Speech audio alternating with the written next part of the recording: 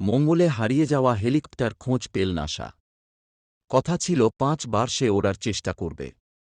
সেটা করতে পারলেই যথেষ্ট। আদৌ মঙ্গল গ্রহের আকাশে ওড়া যায় কিনা সেটাই ছিল দেখার। সেজন্য নাসা ২০২০ সালে পার্সিভিয়ারেন্স মার্স রোভারের সঙ্গে একটি হেলিকপ্টার পাঠায় লাল গ্রহে, নাম ইনজেনুইটি ডাকনাম যিনি। ঠিক ছিল পার্সিভিয়ারেন্স মঙ্গলের মাটিতে ঘুরে তথ্য সংগ্রহ করবে আর হেলিকপ্টারটি আকাশে উড়ে দেখবে মঙ্গলে ওড়া যাচ্ছে কিনা, কোনো সমস্যা হচ্ছে কিনা। এজন্য বিজ্ঞানীরা ওই ছোট্ট হেলিকপ্টারটিকে সর্বোচ্চ ৫ বার ওড়ার জন্য তৈরি করে পাঠিয়েছিলেন। কিন্তু মঙ্গলে উঠতে শুরু করার পর দেখা যায় হেলিকপ্টারটি ৫ বার অতিক্রম করে তারপরেও বারবার উঠতে সক্ষম হচ্ছে লাল গ্রহের আকাশে। বরং যতবারই সে উড়েছে আগের বারের চেয়ে বেশি উচ্চতায় পৌঁছেছে। এভাবে ৫২তম উড়ানে সেটি পৌঁছে যায় ১,১৯১ ফুট উচ্চতায়।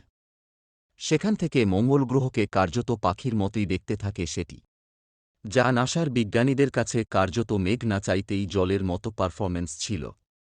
সেই হেলিকপ্টারটি গত ২৬ এপ্রিল ওড়ার পর সেই যে নেমে আসে, তারপর থেকে তার সঙ্গে সব সংযোগ বিচ্ছিন্ন হয়ে যায় নাসার। এরপর থেকে নাসার বিজ্ঞানীরা অনেক চেষ্টা করেও হেলিকপ্টারটির সঙ্গে আর যোগাযোগ স্থাপন করতে পারেননি। ২ মাস এমন করে অতিবাহিত হয়ে যায়। নাসাও প্রায় হাল ছেড়েই দিয়েছিল। যদিও দুঃখ ছিল না, কারণ যে কাজে হেলিকপ্টারটিকে পাঠানো হয়েছিল তার চেয়ে অনেক বেশি কাজ সে করে ফেলেছে।